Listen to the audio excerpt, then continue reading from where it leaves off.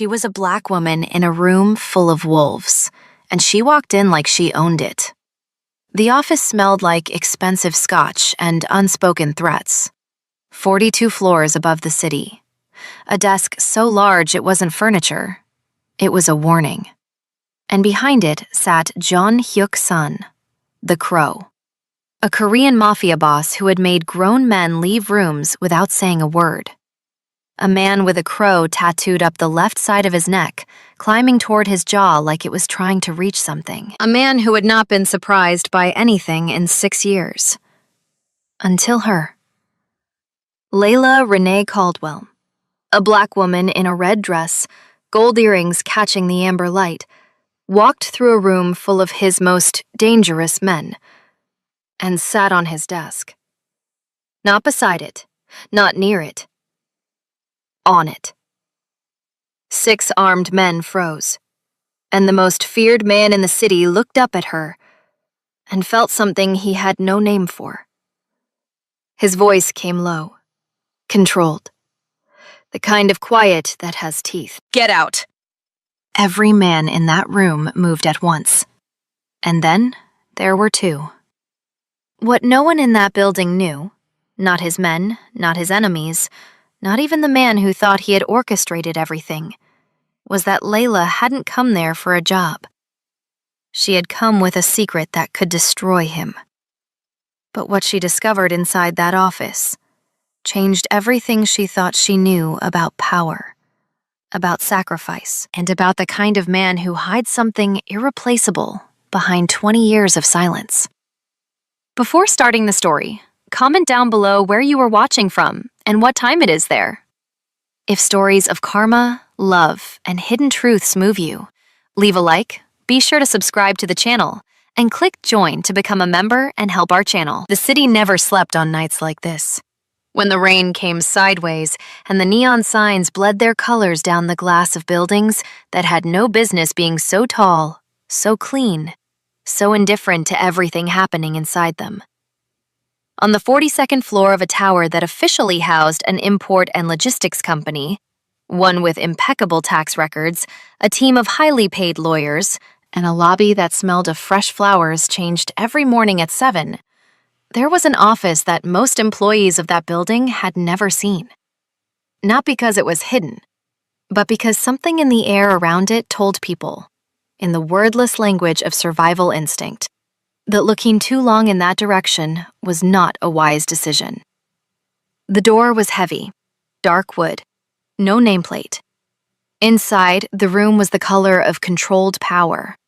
Dark shelves lined with books that were actually read, a bar cart with a single bottle of scotch that was refilled every Thursday, and a desk so large it seemed less like furniture and more like a declaration. A statement made in carved wood and cold ambition. I do not come to you. You come to me. Behind that desk, on most nights, sat Chun Hyuk-sun, the Crow. He was 38 years old, though he carried the particular stillness of a man who had stopped measuring time in years a long time ago. He measured it in decisions, in outcomes, in the weight of what had been done, and the heavier weight of what could never be undone. His face was composed in the way that only men who have learned to survive betrayal after betrayal ever learn to compose themselves. Not cold exactly, but controlled, the way a river is controlled by the shape of its banks. You would not know, looking at him, that underneath the perfectly fitted black suit and the open collar of his white shirt, underneath the Audemars Piguet that caught the low amber light of his office like a small secret, he was a man who had not slept more than 4 hours at a stretch in 6 years. The crow tattoo on the left side of his neck, wings spread, beak open, feathers climbing toward his jaw, had been done by a man in Seoul who no longer practiced his craft. It had hurt for 3 days. Hyuk-sun had not mentioned it once. On his right hand, the black gold ring on his index finger turned slowly, once as he looked at the folder open in front of him. A name, a number, a problem that would need to be resolved before the weekend. He turned one page, then another, and then the door opened. He did not look up immediately. In his world, people waited until he acknowledged them. It was not arrogance, or rather, it was not only arrogance.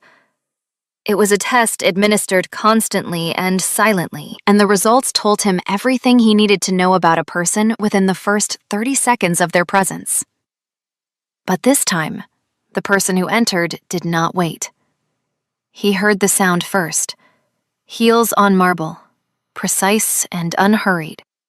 The rhythm of someone who had decided exactly where they were going and was simply executing the journey. Then he heard the low slide of weight settling onto the edge of his desk, and the whisper of fabric. Something fitted, something red. And only then did he raise his eyes. Layla Renee Caldwell was sitting on his desk. Not near the edge, not timidly perched, sitting on it the way someone sits on something that belongs to them. Legs crossed, the deep red of her dress catching the amber light and turning it into something that had no place in a room where contracts were signed in silence, and men disappeared when they stopped being useful. Her hair, black, straight, falling to her shoulders with the precision of something deliberate, did not move when she tilted her head slightly to the left and looked at him. The gold earrings caught the light. The thin collar at her throat, fine chain, small moon pendant, rose and fell once with her breath. She did not smile. But her eyes held something that was worse than a smile, in the way that things which cannot be categorized are always more unsettling than things which can. In the room behind her, 6 of his men stood frozen. They had been in the middle of a conversation, a serious one, the kind that required locked doors and lowered voices. And this woman had simply walked through it as though it were a hallway. Hyuk-san looked at her for a long moment. Then he looked at his men. His voice, when it came, was not loud. It never was. Volume, he had learned early, was the resort of men who were not sure they would be obeyed. He was always sure. Get out. No one moved for exactly 2 seconds. Then they all moved at once, the way water moves when a drain is opened. Not panicked, but complete, immediate, total. The door clicked shut behind the last of them. The silence that followed was the kind that has texture, that presses against the ears, that makes the space between 2 people feel both smaller and larger at once. Layla did not fill it immediately. She let it exist. And that, more than anything she had done since she walked through that door, told him that she was not afraid of him. In 6 years, he could count on one hand the number of people who had sat in this room and were not afraid of him. 3 of them were dead. 1 had left the country.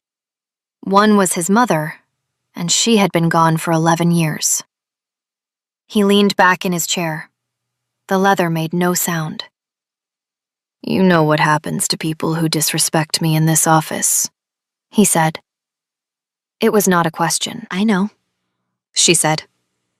Her voice was even. Not performing calm, actually calm, in the way that people are calm when they know something that changes the calculus of fear. And yet, she agreed. She reached beside her. She had carried nothing visible when she walked in, and for a half-second this registered as strange, and produced an envelope from somewhere in the folds of her movement, the way a magician produces something from an angle that should not have contained it. She placed it on the desk between them. She did not slide it toward him. She set it down and left it there, equidistant, as though it belonged to neither of them yet. "You need me," she said. Or more precisely, you need what's in that envelope. And I need something from you. So before you have someone escort me out of this building and pretend tonight didn't happen, I'd suggest you open it. He looked at the envelope for 3 seconds, then at her. There was a quality to his attention that most people in his position had lost. The ability to truly look at someone, rather than simply assess them for threat level and dismiss. He looked at her the way he looked at problems that interested him. Completely, without hurry, as though the looking itself was part of the solution. She held his gaze with the steady patience of someone who had already played this moment out in her mind many times, and had arrived at the version that worked. He reached forward, opened the envelope. The photographs came first, then the documents. Then the 3 pages of names, dates, and transfer records that represented 8 months of theft conducted by a man whose name appeared on the org chart 2 lines below Hyuk-san's own. A man who sat in the room that had just emptied. Hyuk-san read without expression. He turned each page with the same unhurried deliberateness. When he reached the last one, he set it down, aligned it with the others, and placed the stack back into the envelope. He did not close it. "How?" he said. "I'm a very good secretary," she said. The corner of his mouth moved. Not quite a smile. Something colder than a smile, and somehow more honest. "No," he said quietly. "You're not." She did not answer that, which, in its own way, was its own kind of answer. Outside, the rain had not stopped. It fell against the floor-to-ceiling windows of the 42nd floor with the patient insistence of something that has all the time in the world. The city below was indifferent and enormous, full of lives that would never intersect with this room, with this desk, with the space between these 2 people who were, in this moment, performing a negotiation that had no established rules. Hyuk-san turned the ring on his finger once. Slowly. "What is it," he said, "that you need from me?" And Layla Renee Caldwell, who had walked into the most dangerous room in the city, wearing red and carrying other people's secrets like weapons, took a breath that was just barely slower than all the ones before it. The only sign, the only one, that the answer to that question cost her something to give. She told him about Marcus. Not everything. Not yet. She gave him the shape of it. A younger brother, 24 years old, who had gotten tangled in something he did not fully understand. The way young men in certain neighborhoods get tangled in things. Not through stupidity, but through the particular vulnerability of being poor and proud, and offered something that looked, from a certain angle, like a solution. A debt. A number that had been growing for 4 months like something alive, fed by interest rates that existed in no legal document anywhere in the world. She told him the number. Hyuk-san did not react to it.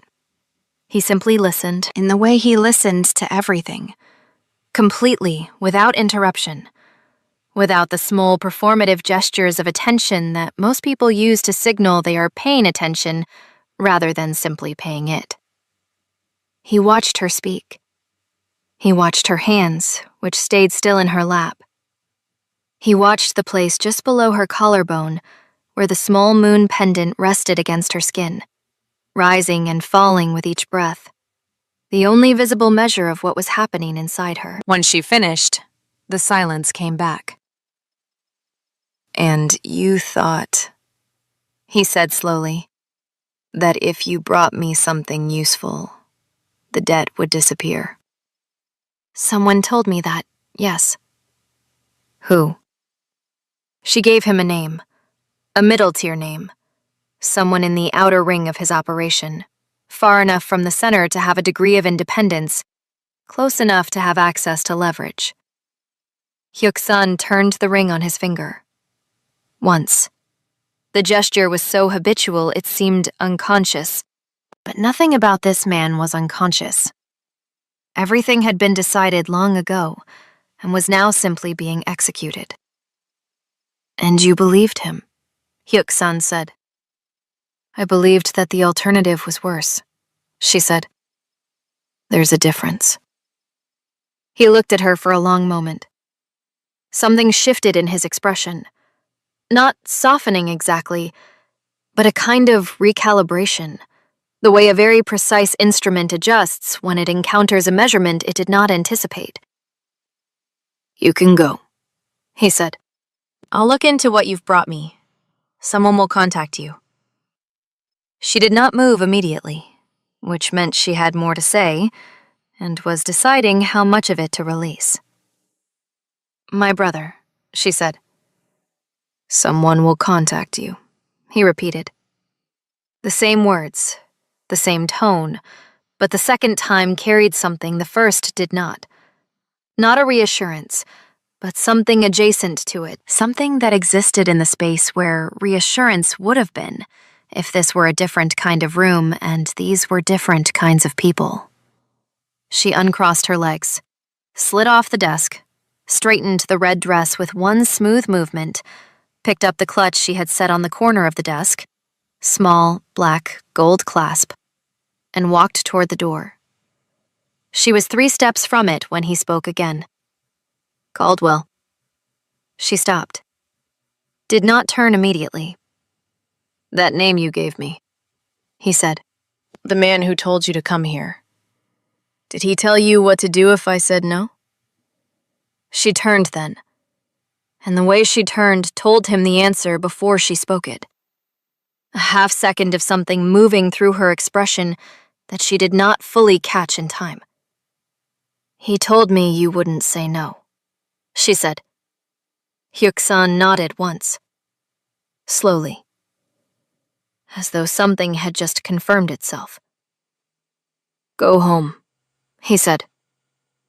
"Lock your door tonight." She left. The door closed. The room held its silence. Hyuk-san sat with the envelope on the desk in front of him, and the small moon pendant afterimage in the amber light, and the turning ring on his right hand, and thought for a long time about something that had nothing to do with the photographs in the envelope and everything to do with the name she had given him. She came back the next morning at 8:45, which was her scheduled time, because whatever else was happening, she was still, on paper, his secretary, and the cover required the continuity of ordinary things. She brought coffee, 2 cups, his black, hers with something in it that he had never asked about, and set his on the edge of the desk, and sat at her own station outside the office, and answered the phone twice, and forwarded 3 emails, and did not look at the door any more than she always did. At 10:15, he opened the door and said her name. She went in. "Close it," he said. She closed it. "Sit." She sat, in the chair across from his desk this time, the proper chair, the chair for people who had been invited, which felt like a different category than the night before, though she could not have said with precision whether it was a demotion or a promotion. He had a second folder open on the desk, thinner than the one she had brought, newer. "The man whose name you gave me last night," he said. "He has been working in my organization for 3 years. He has access to certain operational information. Not everything, but enough." He let that sentence sit between them before continuing. 3 months ago, certain details about a shipment reached a competitor before they should have. I assumed it was a communications error. 2 months ago, it happened again. I assigned 2 of my people to investigate quietly. They found nothing. He paused. Or I was told they found nothing. He turned the folder toward her. She looked at it without touching it. The name at the top was not the man she had given him last night. It was the man she had seen leaving this office yesterday, 3 steps ahead of the others. The one who had not looked back. "This," Hyuk-san said, is the man who gave your brother's debt to the middle-tier contact, who then sent you here. The debt itself was manufactured. Your brother owed nothing. The number was created specifically to produce leverage, to produce you.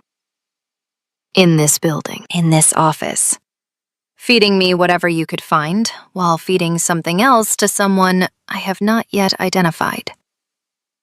The room felt different suddenly, smaller. The amber light from the single lamp on his desk felt closer. Layla said nothing for a moment. She was doing what she always did when the ground moved. She was finding the new geometry of it, locating where the walls were, recalculating the distance to every exit. Marcus never owed anyone anything, she said. It was not a question, but it needed to be said aloud to become fully real. No, Hyuk-sun said. She breathed in slowly, out. How long have you known? I suspected from the second night, he said. I confirmed it this morning.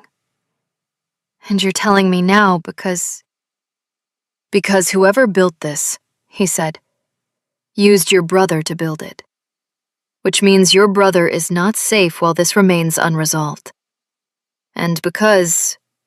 He stopped, turned the ring once. You brought me something real. When you didn't have to. She looked at him across the width of that enormous desk. He was watching her with that complete, unhurried attention, and she understood in that moment that this was what he looked like when he had decided to trust someone. Not warm, not open, but present in a way that meant he had made a calculation, and the calculation had come out in her favor. And he was not the kind of man who made that calculation lightly or reversed it easily. What happens now? She said. Now, he said, you keep doing exactly what you've been doing. You come in at 8:45. You answer the phone. You forward the emails. You sit at that desk outside that door, and you give absolutely no indication that anything has changed. And my brother is already being moved somewhere safer, he said, as of this morning. She stared at him. He had moved Marcus before he told her. Before she could react, before she could make any decision based on the information, before she could warn anyone, or panic, or do any of the things that people do when they learn that the people they love are in danger. He had simply handled it, quietly, the way he handled everything. She did not know whether to be grateful or frightened by that. She suspected the correct answer was both. Why? She said, and the word was smaller than she intended. He looked at her for a long moment. Outside the rain-cleaned windows, the city moved in its enormous, indifferent way, full of ordinary Tuesday morning business, people carrying coffee and hailing taxis, and having arguments about small things. Because someone is trying to destroy something I've spent 20 years building, he said. And they were careless enough to use someone who had no idea what they were being used for. That kind of carelessness, he paused, tends to make me protective of the person who was used. Especially, he said, and here something moved in his voice that had not been there before, something controlled, but not entirely. When that person walked into my office in a red dress and sat on my desk rather than run. Layla Renee Caldwell had been prepared for many versions of this conversation. She had run them in her mind for weeks. The version where he threw her out, the version where he had her followed, the version where he was exactly what everyone said he was, and this ended the way things ended when you got too close to men like him. She had not been prepared for this version. She had not been prepared for the way his voice sounded when he said the word protective, carrying it carefully, like something he was not entirely used to the weight of. She looked down at the thin folder still open on the desk, at the name at the top. at the chain of decisions that had been made by someone, somewhere, to put her in this room, at this desk, across from this man. And how that chain, designed to be a weapon against him, had instead produced something neither of them had been asked to want, and neither of them had quite managed to prevent. "When does it end?" she said. "Soon," he said. It was the closest thing to a promise she had ever heard him make. The days that followed had the particular quality of a held breath. Layla came in every morning at 8:45. She set his coffee on the edge of the desk, she answered the phone, she forwarded the emails, she sat at the station outside his office with the posture of someone who had nothing to hide and the interior of someone who was hiding everything. And she performed the ordinary choreography of her role with the precision of a woman who understood that the most dangerous thing she could do right now was appear to be anything other than exactly what her employment contract said she was. She was very good at this. She had always been very good at this. At the performance of normalcy under pressure. At the particular discipline of keeping her face arranged in expressions that corresponded to the situation rather than to what was actually moving through her at any given moment. It was a skill she had developed early, in a household where money was a source of constant low-grade tension, and showing fear was a luxury that solved nothing. Marcus had never learned it. He felt everything on the surface, her brother. Joy and anger and worry all arriving immediately on his face, like weather on an open field. It was one of the things she loved most about him, and one of the things that had, ultimately, made him easy to use. She thought about him every morning on the elevator ride up to the 42nd floor. She thought about where he was now. Somewhere safer, Hyuk-san had said, and she had learned in the days since that somewhere safer meant a specific apartment in a building 3 neighborhoods away, with a man she had never met stationed at the end of the hall, and that Marcus had been told only that a friend of a friend had arranged it temporarily, and that he should stay put and not ask questions. Marcus, to his credit, had not asked many questions. He had always trusted her instincts, even when he did not understand them. She had not told him anything. Not yet. There was nothing to tell that would not make things worse. On the 4th day, the man whose name sat at the top of Hyuk-san's thin folder, the one who had been in this office the night she sat on the desk, the one who had not looked back when he left, stopped by her station in the morning and asked her, with a smile that reached everywhere except his eyes, whether she had managed to settle in comfortably, whether she found the role manageable, whether there was anything she needed. She smiled back with equal warmth and equal depth, which was to say, none. "Everything is perfect," she said. "Thank you for asking." He nodded. His eyes moved to the closed door of Hyuk-san's office for exactly 1 second, then back to her. "He can be difficult to work for," the man said, with the practiced casualness of someone delivering a message inside a sentence. "If you ever find the environment challenging, there are people who understand that. People who can make things easier." "I'll keep that in mind," she said. He left. She waited until the elevator doors had closed behind him before she allowed herself a single slow breath through her nose.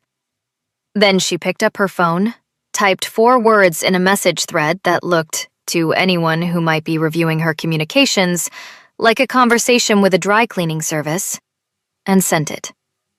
40 minutes later, Hyuk-san opened his office door and said her name. She went in. "Close the door." "He approached you," Hyuk-san said. It was not a question. "This morning. He was careful about it. Indirect." "What exactly did he say?" She repeated it word for word. She had a good memory, the kind that recorded not just content, but cadence, the specific order of words, the pauses. Hyuk-san listened without moving. When she finished, he stood and walked to the window.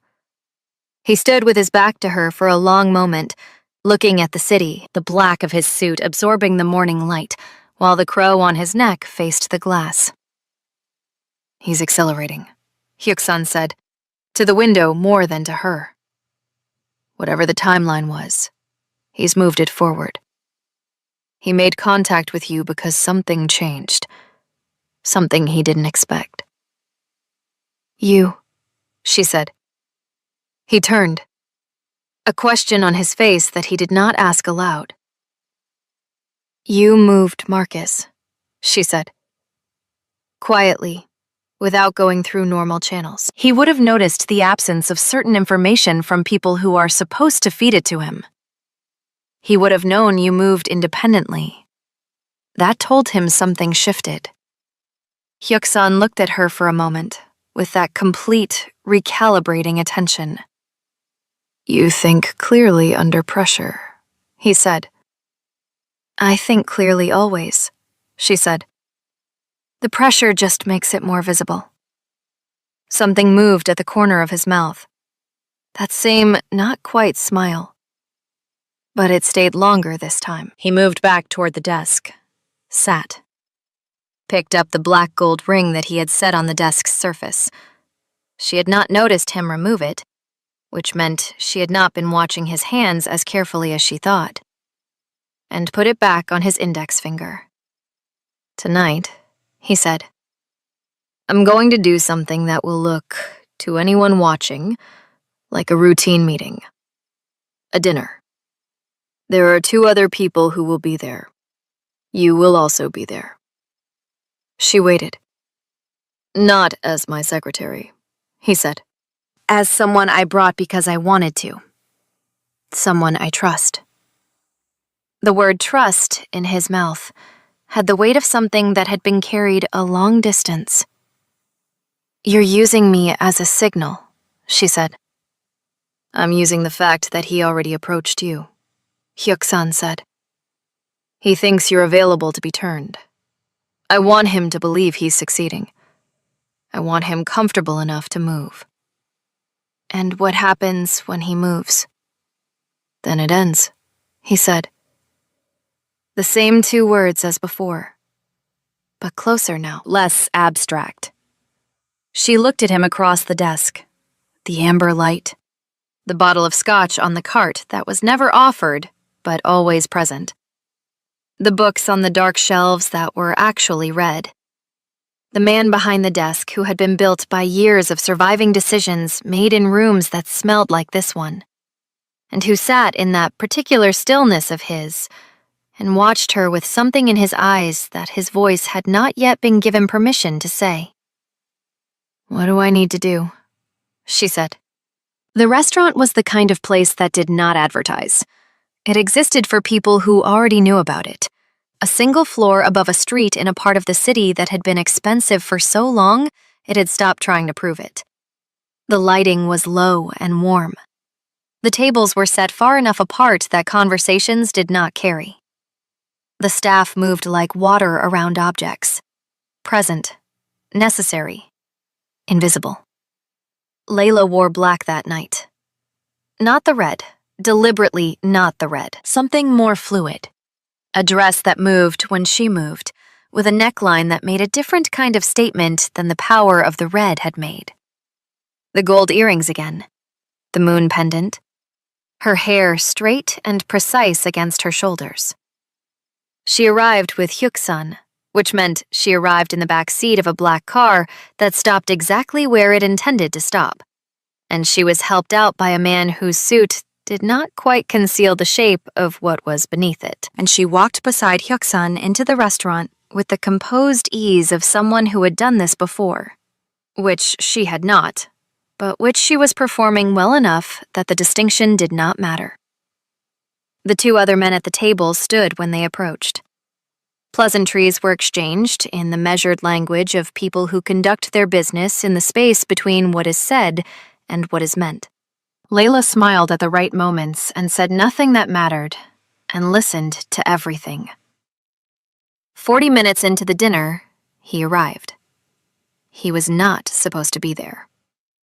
That was clear from the half-second of recalibration that moved through Hyuk-sun's face, gone so quickly that only someone who had been studying that face for weeks would have caught it. He had been expected, but not this early.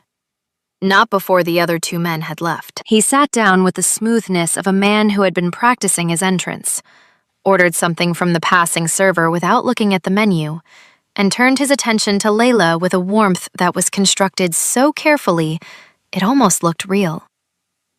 "I didn't know you'd be joining tonight," he said to her. "Last-minute invitation," she said, and looked at Hyuk-sun with an expression she had prepared for exactly this moment. A look of uncomplicated warmth, of ease, of a woman who was exactly where she wanted to be and had no other agenda in the world. She felt Hyuk-sun's hand settle at the back of her chair, not touching her, simply there. The gesture of a man making a statement in the language men like him used for statements. The man across the table read it. She saw him read it. She saw the small adjustment behind his eyes, the recalculation, the update to whatever map he was operating from. And she saw, underneath that, the thing he could not fully suppress: irritation. The irritation of a plan encountering a variable it had not accounted for. She picked up her glass and sipped and set it down and smiled at something one of the other men said. And underneath her composed and luminous surface, she was running every detail of the last 4 weeks through her mind. Every word, every movement, every door she had opened and every one she had not. And she understood, with the particular clarity that arrives when many separate things suddenly cohere into a single shape, that she was no longer operating inside someone else's plan. She had become, without quite deciding to, part of his.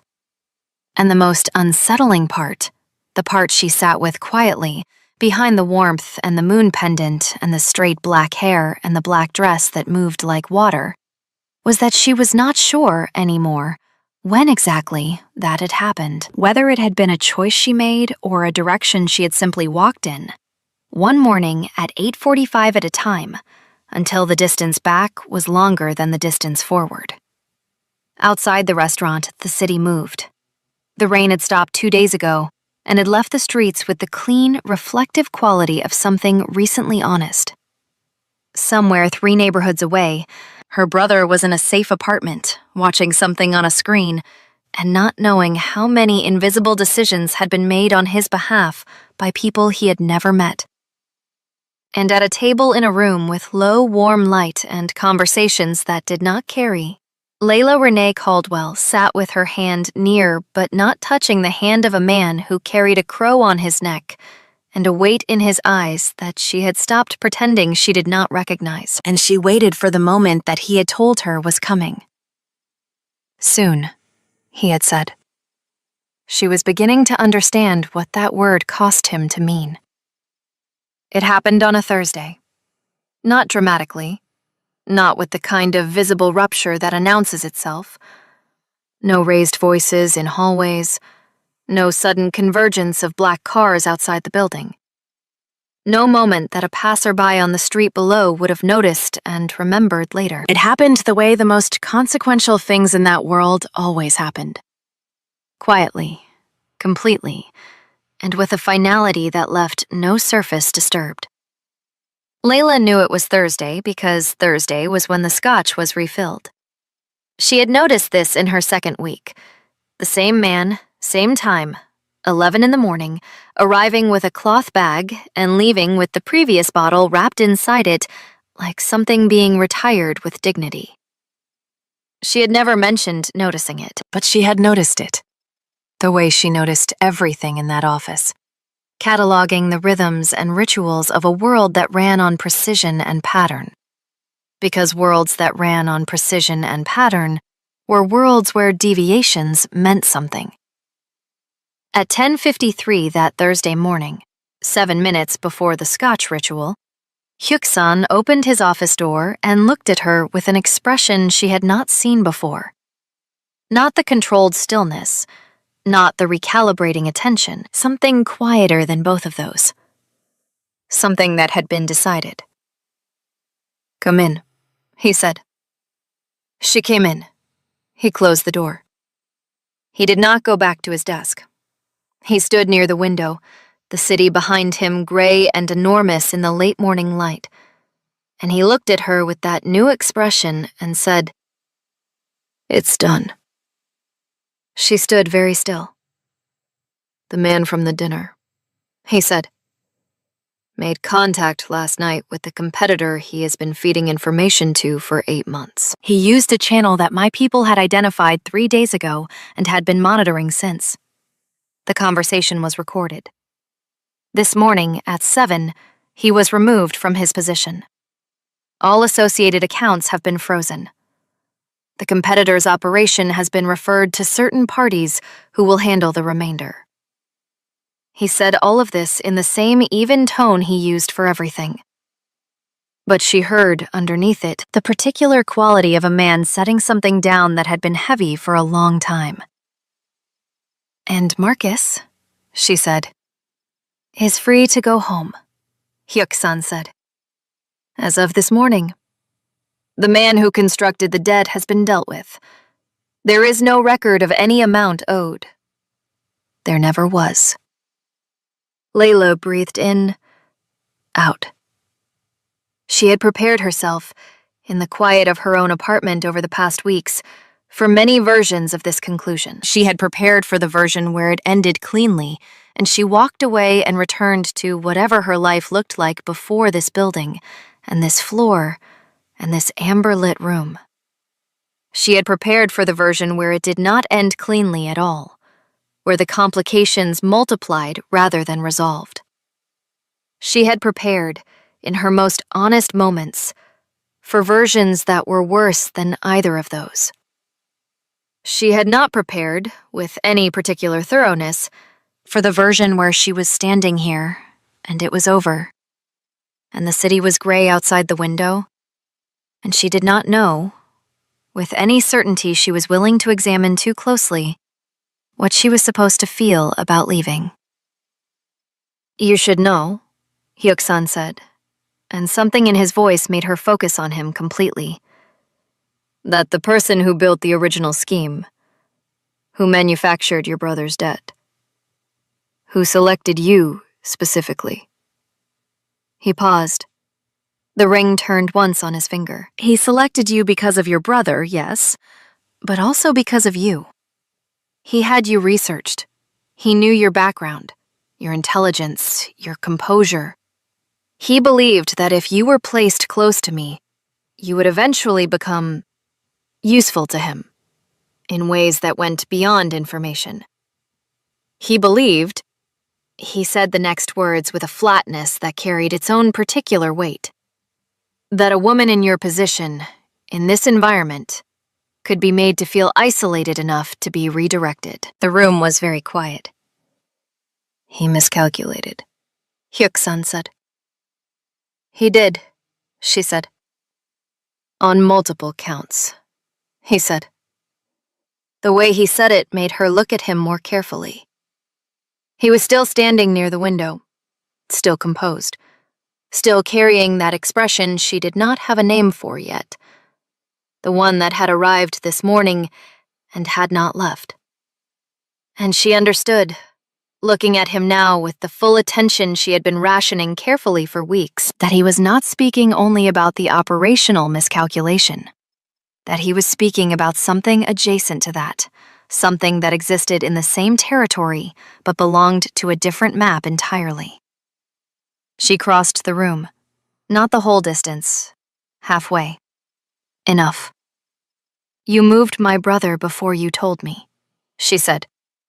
Not an accusation, an observation, the kind that carries a question inside it. "Yes," he said. "You could have told me first. Let me make the decision." "I could have," he agreed. "Why didn't you?" He looked at her for a long moment. Outside, a cloud shifted, and the gray light changed quality, became briefly something closer to silver, and the crow on his neck caught it, and the ring on his hand caught it, and his eyes, which were very dark and very direct, held it. "Because," he said, "if I had told you first, you would have made a decision based on protecting him. And protecting him at that moment required moving him before anyone watching you saw you react to information about him. Which meant I had to move him before you knew. Which meant..." He stopped. Something moved through his expression. "I had to ask you to trust a conclusion I hadn't yet given you the reasoning for." "You could have explained that," she said. "Yes," he said. "I could have. But explaining it would have required telling you that I had already decided I was going to protect him, and telling you that..." He paused once more. And this pause was different from all the others. Longer, carrying something in it that he was choosing with visible deliberateness to let through. Required telling you why. "And I was not," he said, "ready to have that conversation in the middle of an active operation." The silver light held for another moment. Then the cloud moved on, and the gray returned, and the city resumed its ordinary, enormous indifference outside the glass. Layla looked at him, at the man who had built 20 years of survival on the discipline of revealing nothing that could be used against him. At the man who sat alone at 2 a.m, reading letters he never sent. At the man who knew the name of every person who cleaned this building. At the man who had moved her brother to safety before she even knew her brother needed it, and who was standing here now, in the gray Thursday morning light, telling her, in the careful language of a person who had not done this in a very long time, that he had done it because of something that had nothing to do with operational efficiency. "Are you ready now?" she said quietly. He looked at her, and for the first time since she had walked into this office in a red dress and sat on his desk and refused to be afraid of him, something in his face relinquished its composure entirely. Not dramatically. Not in the way that composure breaks in films, all at once, loudly. In the way it actually breaks in people who have been holding it for years. Quietly, around the edges first, a loosening, something behind the eyes becoming briefly visible before he could decide whether to let it stay. He let it stay. "I have been ready," he said, and his voice was lower than usual, carried differently, "since the second night. When you walked back out of here and I sat at this desk for 2 hours and thought about nothing that was in that folder." She closed the remaining distance. She did not reach for him. She simply stood close enough that the space between them stopped being a space and became something else. A presence. A weather. A mutual acknowledgement of everything that had been building in this room for weeks in the amber light and the Thursday Scotch rituals and the 8:45 arrivals and the careful rationing of attention and the moon pendant rising and falling and the ring turning once, slowly, the way a man turns something over in his mind when he is trying to decide whether to put it down. His hand came up and touched the line of her jaw with the restraint of a man who was handling something he understood to be irreplaceable. His thumb moved once across her cheekbone. He looked at her with the full weight of his attention. All of it, not the measured professional portion, but everything. The 2 a.m. version, the letter he never sent version, the 16-year-old boy and soul version who had walked into something he could not walk back out of, and had spent 22 years becoming very good at surviving it, and very poor at anything softer than survival. "You should know," she said, and her voice was steady in the way that things are steady when they have found their actual ground. "That I stopped being here for Marcus a long time ago." He looked at her. "I know," he said. "How long have you known?" "Since the night at the restaurant," he said. The way you looked at me. It was not the look of someone executing a role. I'm a very good actress, she said. No, he said, and the not-quite smile arrived and stayed. You're not. She resigned formally on a Friday. He signed the papers without a word, the black gold ring moving once as he set the pen down, and she carried a box to the elevator and pressed the lobby button and rode down 42 floors while the city tilted past the glass in its ordinary morning way. In the box, there was a plant she had kept on her desk, a lip balm, 2 notebooks, a spare pair of flats she had never needed, and an envelope she had not put there. She found it at the bottom, under the plant. No name on the outside. Inside, a single photograph, black and white, taken by the security camera in the corner of his office, the angle wide and slightly overhead. The night she had sat on his desk. The red dress gone to gray in the monochrome, her hair dark against her shoulders, her posture extraordinary, her face turned toward him with that expression she had believed, at the time, she was controlling. She looked at herself in the photograph for a long time. On the back, in handwriting that was precise and unexpectedly careful. You were the best decision I never made. Until I did.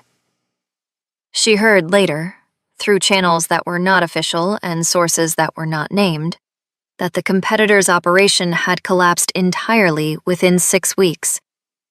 That the man who had manufactured her brother's debt had relocated, quietly and permanently, to circumstances considerably reduced from his previous ones. That a certain import and logistics company on the 42nd floor of a downtown tower had passed several regulatory reviews without incident and continued to operate with the same impeccable tax records and fresh lobby flowers, changed every morning at 7. She heard that the man behind the desk, the one with the crow on his neck and the ring on his hand and the 2 a.m. letters, had been seen on a Tuesday evening in a restaurant that did not advertise. Not for business this time, not with men in suits whose jackets did not quite fit. Sitting across from a woman in something the color of deep water, with gold earrings and a moon pendant and straight black hair. And that the way he looked at her across that table was a thing that the server who witnessed it mentioned later to someone she trusted, because some things are too specific to keep entirely to yourself. Marcus never fully understood what had happened. Layla told him only that a situation had resolved itself, that certain people had confirmed the debt was fraudulent, that he owed nothing to anyone and could stop looking over his shoulder. He had questions. She answered the ones she could, and deflected the rest with the particular skill she had always had. And eventually, he let it go, the way younger siblings let things go, when they understand that the full story is being held back for reasons that have nothing to do with distrust, and everything to do with love. He noticed, in the months that followed, that she seemed different. Not happier exactly, or not only happier, more settled, more located in herself. Like someone who had walked a long distance in uncertain terrain and had arrived somewhere that turned out, against reasonable expectation, to be exactly right. He did not ask. She did not explain. Some distances close in ways that cannot be narrated, only inhabited. And in a city that never quite slept, on a floor 42 stories above the ordinary, indifferent world, a bottle of scotch was refilled every Thursday at 11 in the morning, and a single lamp burned amber in an office with dark shelves and a heavy door with no nameplate, and a man who had spent 22 years being very good at surviving and very poor at anything softer, sat at a desk large enough to be a declaration and read, sometimes, a letter he had finally, on one particular Friday, decided to send. If this story moved you, stop for a moment and reflect. Have you ever walked into a room where everything was designed to make you feel small, and chose to sit down anyway, not out of recklessness, but because you knew your own worth even when no one else did yet? Have you ever sacrificed your own safety for someone you love, only to discover that someone else was already quietly protecting both of you, without asking for anything in return? And have you ever misjudged a person completely? Decided who they were before they had the chance to show you, only to realize too late or just in time that the most dangerous people are sometimes the ones most capable of an unexpected and absolute loyalty? Tell us your experiences and feelings in the comments. We read them all. And if you believe in stories about courage, hidden truth, and redemption, leave a like, be sure to subscribe to the channel, and click join to become a part of our community and help the channel.